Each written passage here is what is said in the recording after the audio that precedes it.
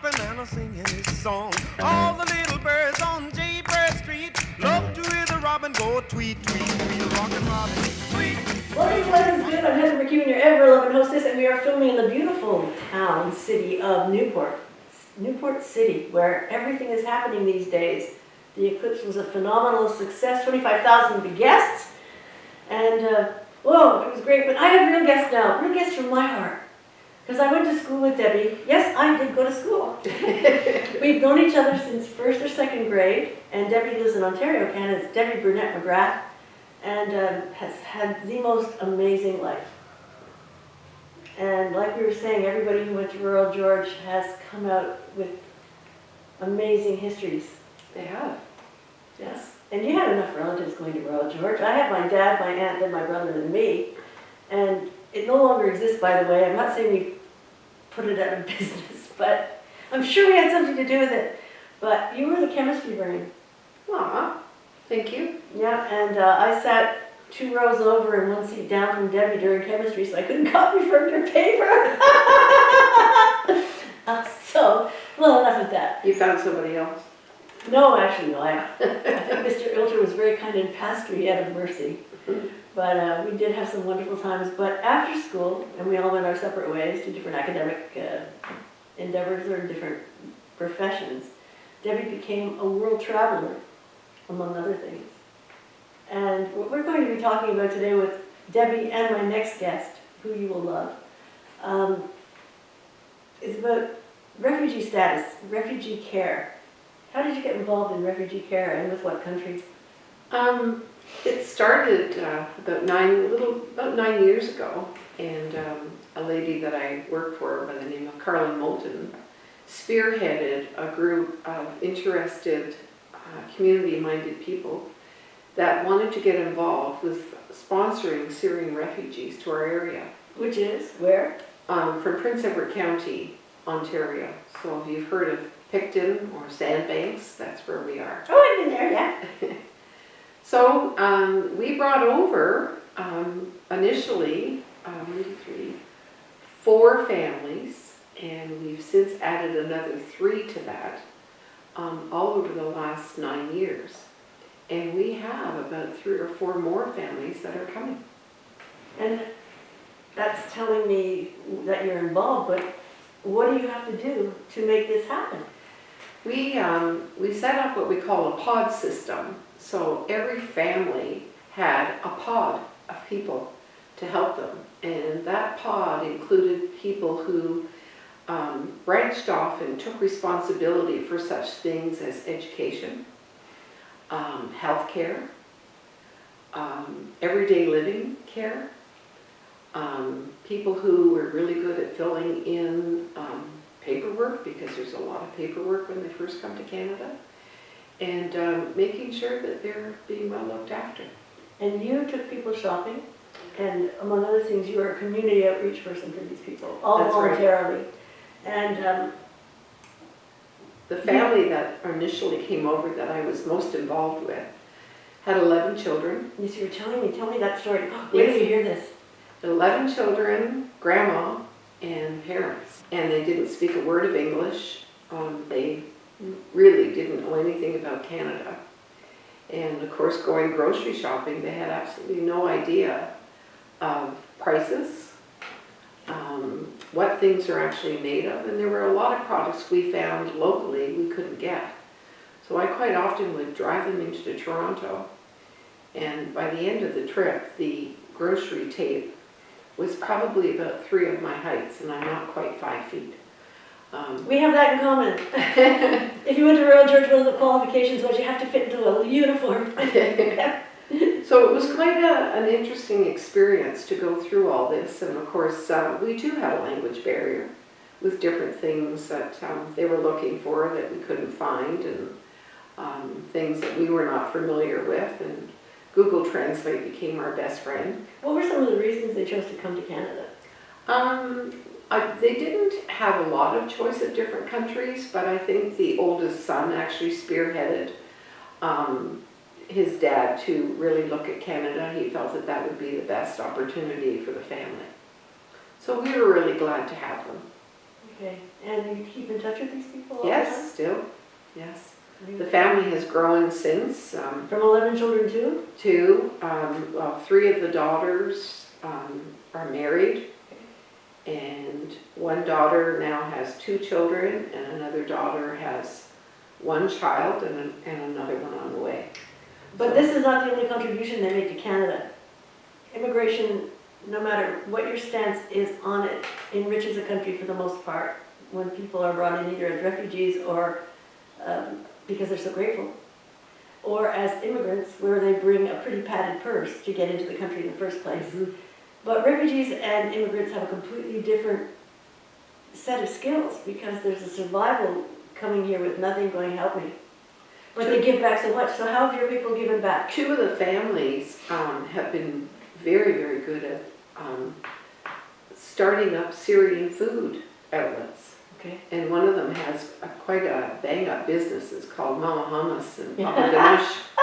And he makes his own hummus, his own Baba Ganoush. He makes garlic spread and a number of other things. And he sells them within, I would say, pretty close to 200 kilometers now away from home. And it makes the other people feel at home, but that's a thriving business. It is, yes. So they've uplifted the community. Yes, and another family have actually started their own Syrian restaurant, and the food is absolutely phenomenal. Everything is homemade, and he makes his own yogurt.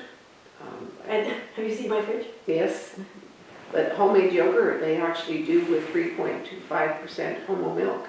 Oh, wow. And they make it, and it curdles and does all its thing, and it tastes wonderful.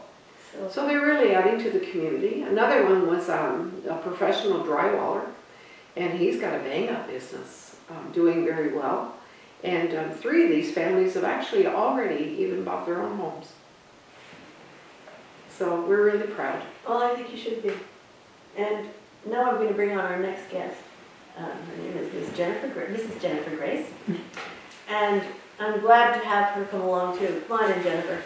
Okay. And it's funny, you know, Debbie came to visit me and brought Colleen over there. Our studio audience is made up of one person today. We're awfully glad to have you here, Colleen. Why, thank you. And imagine 3 Canadians in one room and you. And you're from New Hampshire, so you might as well be. Yeah, might as well. And the fact is, And even closer now. the connections are amazing because I met you in Green Mountain Natural Foods in Newport last Saturday when I was there having my coffee with Rick.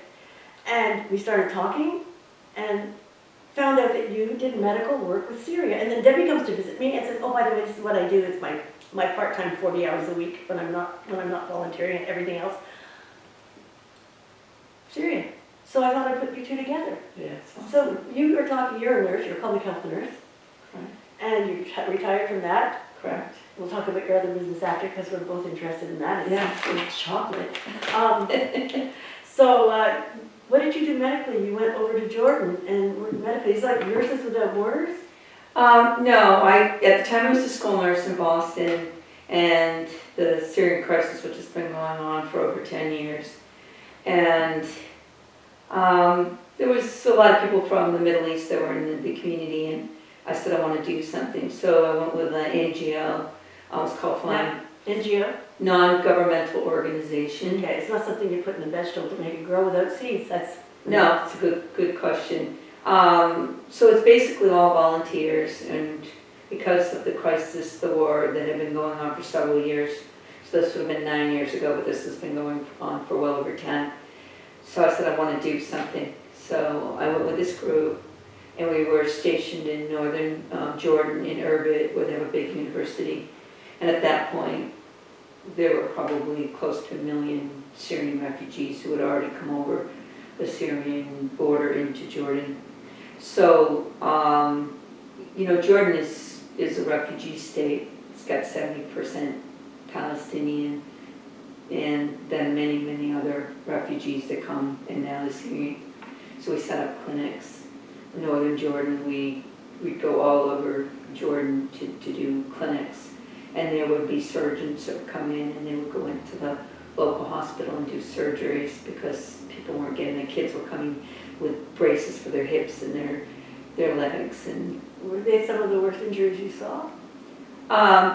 to be honest, the worst that I saw, I remember one young woman they were on the road and her parents were killed in front of her.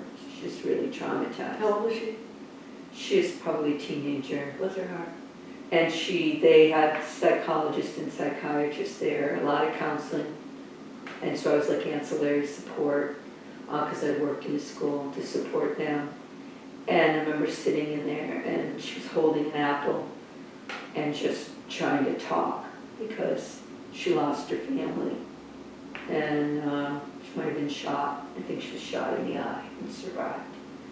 So that was probably the most dramatic one. How long were you there? I've been there probably close to 10 times. Last time one was maybe 4 or 5 years ago, and I would go for a little less than 2 weeks. It would be like a 7 to 10 day mission, and then we would cover a lot of ground. Lots of times I would work with family practitioners.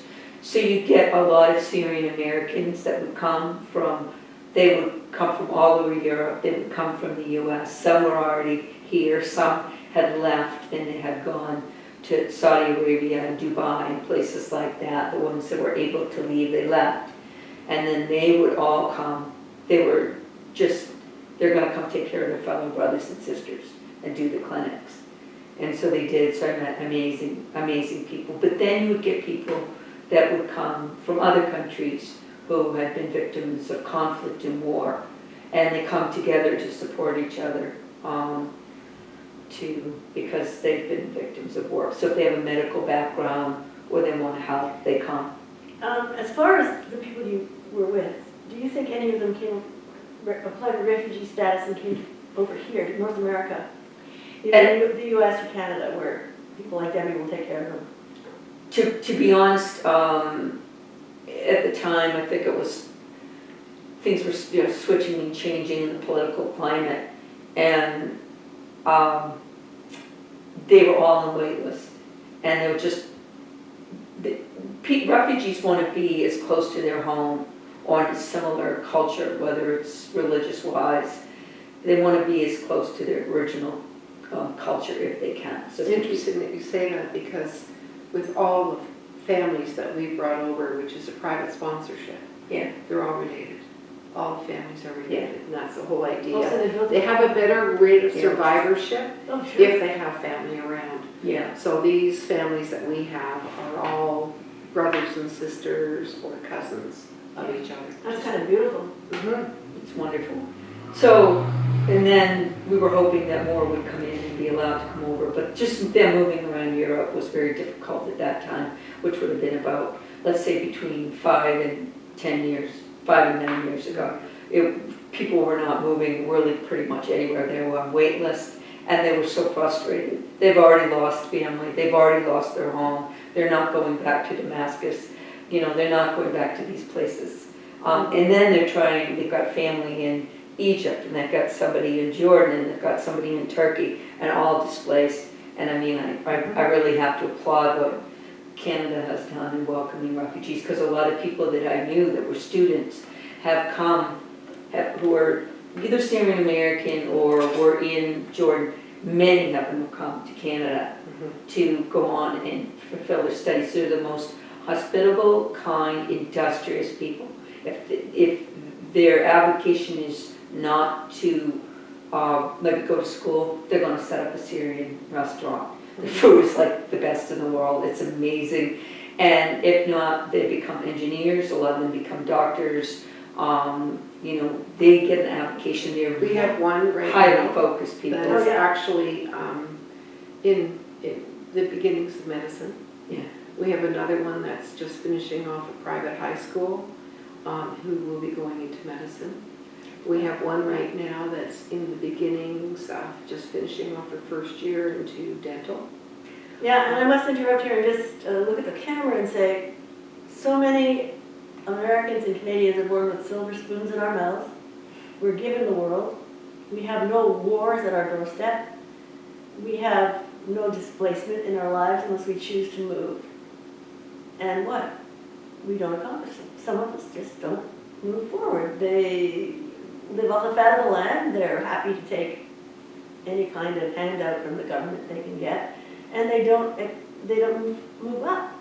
I've never met, in my life, I have never met an immigrant who hasn't bettered my life by their example. And I'm not saying that any human being born here hasn't bettered my life. But it's a higher percentage of immigrants who work hard. Oh, I'm blessed. I felt like when I did my first mission, I always felt like they've done more good for me than I've done for them. Yeah. Although they will be appreciative and considered family. And when I came back from my first trip to Jordan and I was working in Boston, it completely changed my life. And I said, you know, we are so lucky. We are. I am so lucky. I don't even know how lucky I am. And our poorest of our poor, Jordan is not a rich country, and many other countries. The poorest of our poor don't equate to what people are dealing with in some of these countries in the Middle East. But yet there's a lot of hope, there's a lot of singing, there's a lot of dancing, there's a lot of pride in their culture, the food. They're very proud of getting education, and the family unit is so cohesive. Yeah. And They're not whining and whinging and complaining. so we're lucky. Our poorest of our poor don't begin to even touch what you might see in a country, you know, like Jordan, and what people are enduring in Syria. It's been a real education, to be honest with you, and it's a little bit disheartening when you can go on Facebook and read comments and people boo-hooing our countries and how Oh, there's not enough well money. off that they are, and Oh, we have to pay taxes, but excuse me, you've got to pay for where you live. We get a lot of criticism. but they complain and they have no idea what some of these, especially refugees, have gone through and continue to go through, because it's not like they come to Canada and everything just turns golden. They have to work hard, very hard. And some of them come, and you've experienced it yourself, that sometimes they're not well when they come. They've been living through a war, so their eating habits have been Trauma. terrible. The trauma, the PTSD that Yeah. some, especially the teenagers, we have noticed have gone through. And some of the, we, in our first year, we dealt with a mom at 35 years of age that had a heart attack. And we had grandma pass away, all within the first year. So this was a very big learning curve. And Grandma was young. Grandma was, she was our age. Yeah, she's ours, really. She's young. Yeah, But seriously, it's, we don't express enough gratitude for what we actually have in right. comparison to a lot of other countries. We have to get off this complaining route. Because to tell you the truth, my friend Lisa Spooner gave me, she's now Lisa Spooner and she got married, so she's now Lisa Gagnon. I think they say Gagnon instead of Gagnon. It's really sacrilegious to say Gagnon, but they're really great people. And Lisa gave me a plaque, a wooden plaque that she got when she was on vacation, and it said, "Wake up feeling grateful." And I put that in my bedroom in front of my bed. I just moved it because I cleaned. I'll have to put it up again. But that's just such a simple thing. Wake up feeling grateful. Yeah. And if you Exactly. count your blessings and before you complain, you might start your whole day in a different way. And speaking of refugees or people who come here and they're suffering and they've suffered, they're just glad to be alive. They're glad to have a blanket. They're glad to have someone who's willing to smile at them, because they, a few minutes ago, could step on a mine or get shot. Yeah. So, I don't know, I love to open my heart. I know that Newport has been terrific for the people who came over here, and we had a little agape house over in Derby, and it was just recently closed for Ukrainian families who came over. And Vermont is very helpful for these people too, not on a large scale where you are, but we took the boys into Sudan, and I think that enriched our state incredibly. And whenever I see anybody opening doors, it starts with one person opening a heart. It starts with your former boss, who started a foundation, and it's just enriching the entire country, because it's Rob Freeman, he's a friend of ours. Rob Freeman stood up at his daughter's wedding and said, bringing our families together, Erica and her husband, it creates a mosaic And it goes from being a patchwork quilt to a tapestry. And where everybody's interwoven because we're now sharing blood, we're sharing each other, we're accepting the other family and they're accepting us. And it can start very small. It can start as quickly as a wedding family union, or it can start the way you're doing it. I mean, it changed my life seeing people come from, you know, when I went to Jordan, it changed my life. And then probably if I hadn't done that, I probably would be sitting here, you know. And I wouldn't have invited you on my show. Yeah, here I am. Oh, in Arabic, some of the Arabic are Assalamu alaikum. Yes. It's peace be unto you. Mm-hmm. And inshallah, God willing. This was one of the first things that the Syrians I'm not noticed. wearing my glasses. What is it? I can't see it. See, What does that say in Arabic? it's my name. What is it? Is Debbie? it your It name? says Deborah. Oh, that's beautiful. Is it in a different language? It's in Arabic. Oh, it's in Arabic. So wearing this, when the families first arrived, this was one of the first things they noticed. And Oh was, my God. Arabic. That's very Yeah, and they really, And it's a comfort. when I see, like I was just in Montreal at the end of February, and I met somebody, and I said Assalamu alaikum, because it's a universal language. Yeah. So if we say Happy Holidays or Easter, and Inshallah is beautiful, it means God willing.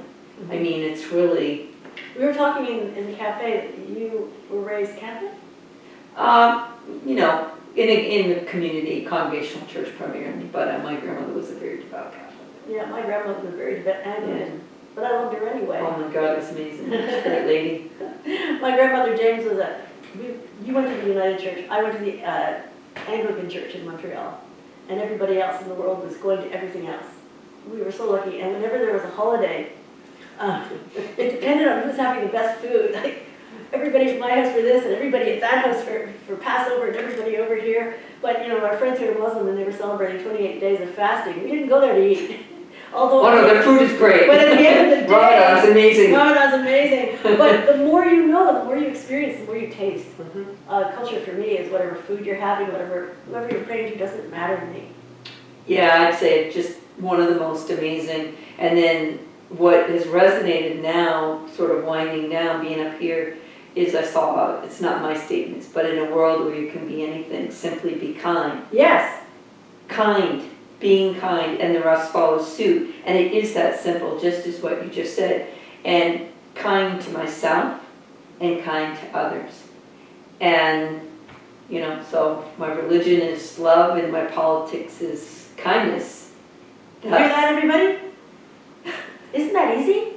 There'd be no more arguments, there'd be no more editorials in the paper. What would we do? We just smile at each other. I mean, I'm not a perfect person, but I do really believe that. I believe that too. And I believe simplicity gets you through. And I think being in Vermont just amplifies it. Yeah. So, How have you felt being here for a few days? Good. In a word, good. That's all you can say about Vermont? Come on. I'm having a lovely time. Just we're having a lovely time. sure you're not from New York. Basically, the York rubbed off. But You get that New York spirit. There must be an ancestor somewhere. No, I spent 18 years working in New York. See, there you go. But I would come home, you know, 2 years was a clinic, and I would spend 2 days working in the clinic in New York, then come home and work 3 days in my clinic. And JetBlue had just started flying, so I was flying JetBlue. That's how I got a job on JetBlue. And that's what gets us back to immigration. At JetBlue, I was in the minority. 100% in the minority as a flight attendant. I was white, I was straight, and I'm old.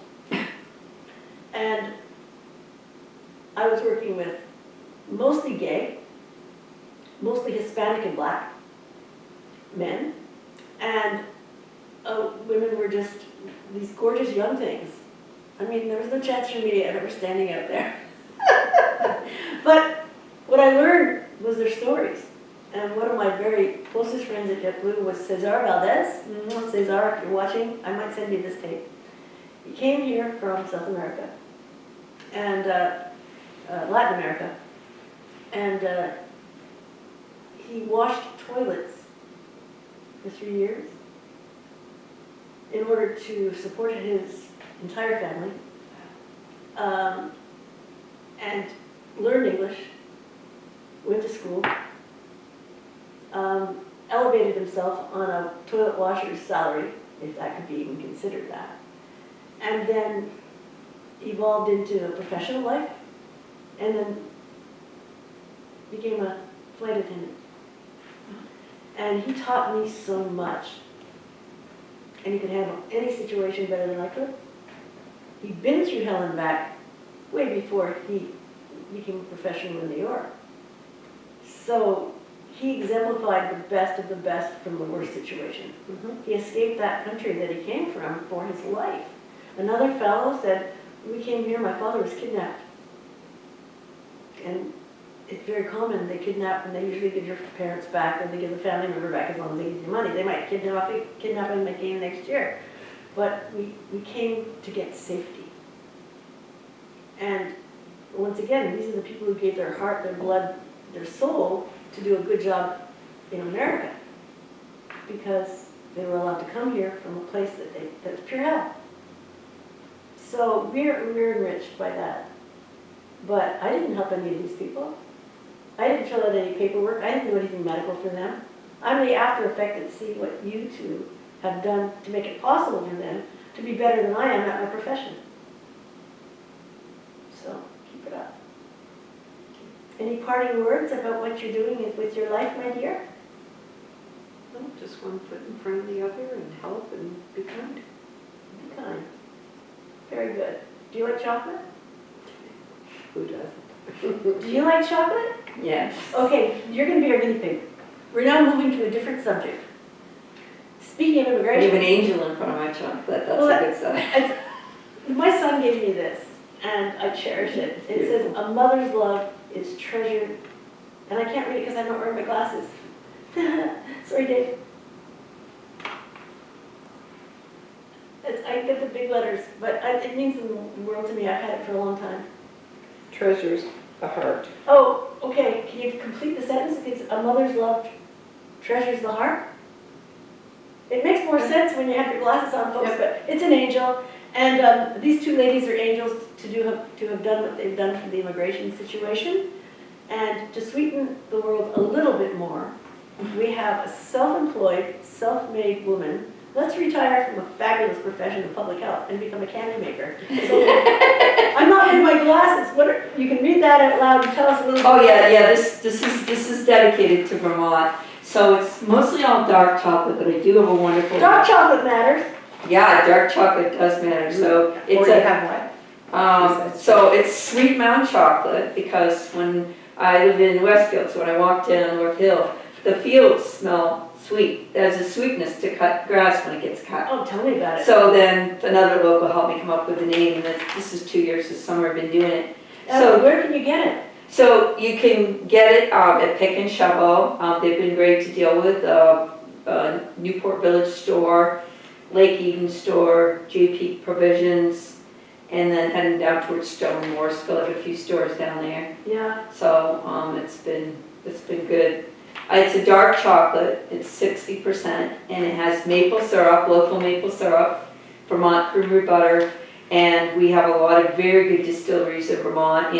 This particular one is Mad River Rum, Maple Cask Rum. And then this is all Vermont products. You see how one company can really help all the other companies. So this is Vermont mud season because I got stuck on a back road in Eden. I should never have been on it. And so it's white and dark chocolate, and it may not look so pretty, but it tastes good. But I just thought there would be a positive spin on our trials and tribulations with mud season. So it's called Mud Season chocolate? No, I have different flavors. This is my raspberry, which is just really refreshing. It's a pure raspberry chocolate with white. And then I got to tell you about my maple walnut, which is that was my mother's favorite ice cream. Yeah, so it's got walnuts in it. And I use maple syrup, local butter and rum, as I said, maple cream, maple sugar, and maple syrup is all in this chocolate. And this is all done in the happiness of your own This home. is actually the Morey farm from Troy, North Troy, and then Kuchar's Borders has trees on my property, and I get some, we work together on that. You get some weed? What did you say? No, God forbid, no, maple syrup. Oh, sorry, I don't know where I had Maple syrup. I get maple syrup from different producers, and they do area farmers markets. I'll be at Craftsberry and Smugglers in June, and then the stores I told you about. So this is supporting, it also supports Butterworks Farm. We use make a caramel. So if I buy their dairy, their fresh, their Butterworks Farm cream is like the best cream you could ever have in the world. So like all these things, all these ingredients all come from organic farmers, local farmers, maple farms. Okay, there's a test I want you to perform now. Okay. I'd like you to have Debbie taste it and see how her face changes to ecstasy. What have you got? And if it's not to that expectation, you're okay. Just fake it. Fake it till you make it. So which one would you like to try out of the ones that Debbie, you have the chosen What one. have you got? So this is Vermont Mud Season, which is white and dark, Okay. raspberry and white, maple walnut, dark mint, and just a plain. This one. Okay. Mud season? Let's see. And we were just talking about that. I was just saying This that the is mud white. season around here is really rough. And I'm allergic to chocolate. Here we go. Okay?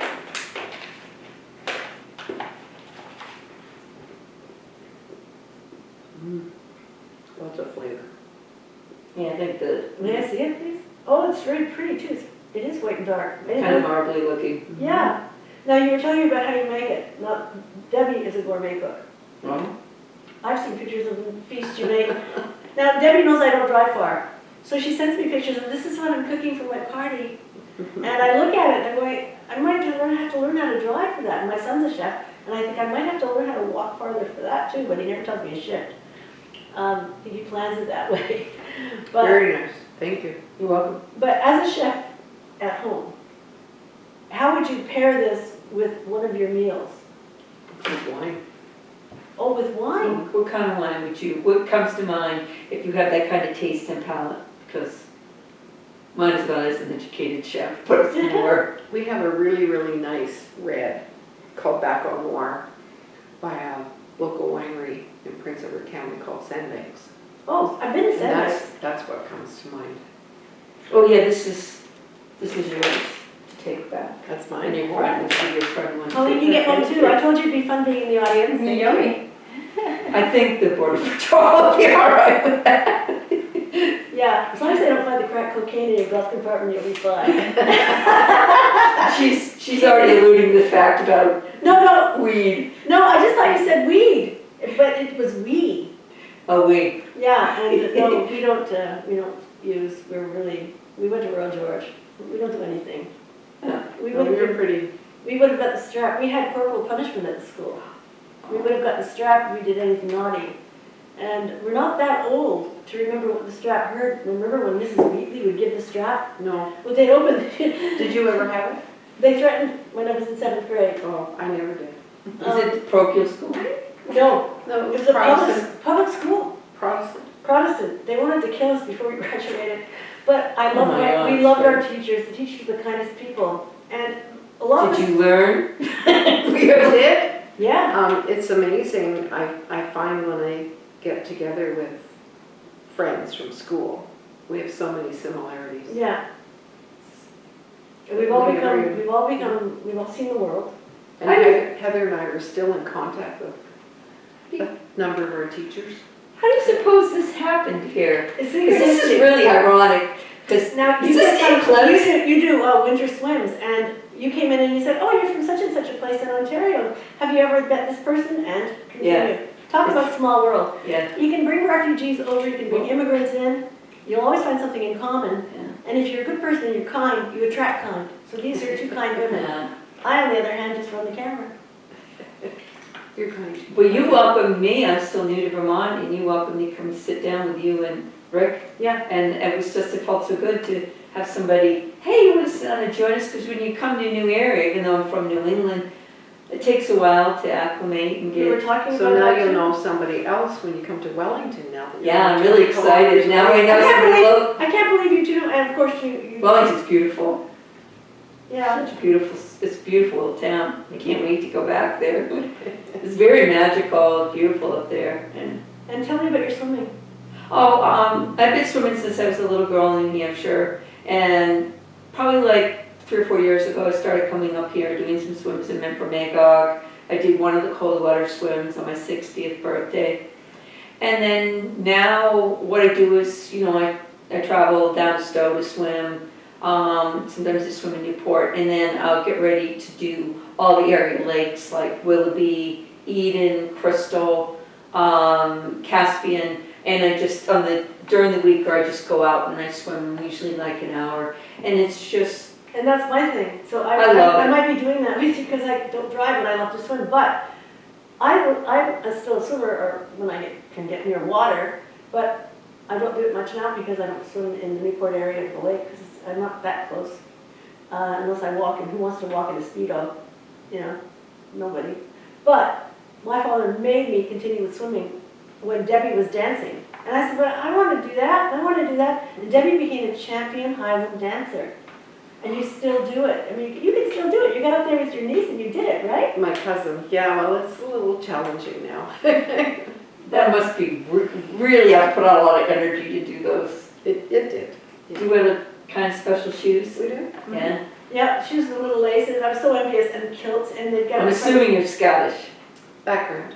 background. Yeah, my grandmother was born in Scotland. Yeah. We're Scotch-Irish. So am I. Yeah, it's one good way to live in the Northeast. McNeil. McEwen, but I married that name. It took me 16 years to learn how to spell But it. a lot of them Scotch, English, Irish, so they were from the north, and then they could have gone to England, and then they come back to England, and they were all nomads. They were traveling everywhere. Yeah, I was Immigrants? Yes, immigrants. immigrants. My grandfather came over, my great-grandmother came over from Belfast and started a hard-scrabble farm. She left the potato famine in Ireland and brought 5 kids, my grandfather included. She survived it. And she came over, and the farm is still in existence in Windsor Mills, Quebec. It's gorgeous, but it's no longer in the family. And so everyone said she was the meanest woman they ever met. But you're an Irish woman surviving the famine. You come over here and you're picking rocks to make your acreage, to milk your cows, to bring everything in and make it good for your family. She had to run a life there. She was married, of course, to my great-grandfather. But my grandfather said that the only sister he had was named Ruby. And she could carry 2 those 100-gallon or 50-gallon milk jugs with the flatheads, She could carry them down and throw them on the truck like that. She was the strongest woman I ever met. We're all petrified of his mother, petrified of his sister. But these were all immigrants, and then my grandparents on the other side came from London and Birmingham. But how close am I to been living in Europe all my life and never making it over here with these brave women and men who came over to give their descendants a better life. They sacrificed everything. They gave up everything. Yeah. Thanks very much. And I was lucky enough to know my great-grandmother on my mother's side too, so I was very fortunate to meet these very strong it is a people. blessing. It's a blessing. Well, my dears, we've had chocolate. We've talked about wonderful things that you're accomplishing in Ontario. Fabulous things. You are probably going back. To where? I don't know. 10 visits to Yeah, I don't a know. foreign country to help people. Well, And what do I do? I don't know. What do you do? Do you help people? Do you welcome people? I have been very welcomed into this area, immigrating myself from Franklin County on the other side of JP. I'm very grateful, but just a little helping hand or a little welcome from people who were total strangers to me before I moved here. And I'm not foreign, but whenever you move, it's hard.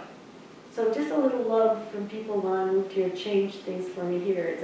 I love living here, but I was only at the beginning. All it took was a little kindness. And I got it from a lot of you, so I really am glad you still give you kindness. And you will always give kindness. Or you'll get the strap at Royal George. Hardly. Our vice principal, have kindness beat into submission. Yeah, Mrs. Wheatley would give the strap, and they'd open the office door so we could hear it being administered. And it's like, my brother got 3 on each hand once when he was in 4th grade. He'd been attacked, so he fought back. Teddy Wright. Teddy Wright was 6 feet tall in 4th grade. I don't know why I attacked my brother. My brother was such a little weenie. Anyway, my brother lost the fight, But he came home and hadn't got the strap. He had a black eye up to here, but his hands were swollen double. His hands were swollen double. And he got the strap, and my father said, I'm glad you fought with Teddy, but you deserve the strap. Because the parents always back the teachers. If I got in trouble at school, I got in twice as much trouble at home. Mhm. If I did something wrong on the way home from school, what happened? Some neighbor reported it. And it wasn't like they were busybodies. It takes a village to raise a child. And we were all We terribly... were in that village. We were in that village and we were all terribly good and scared. Why did you become a world traveler, Debbie? I was afraid to stay home. Anyway, thanks very much, ladies. I've enjoyed myself. We've got great people around here, and some people are great when they visit. So I'm very, very happy. Thanks for watching Life is Good. Thanks, ladies. See you all again.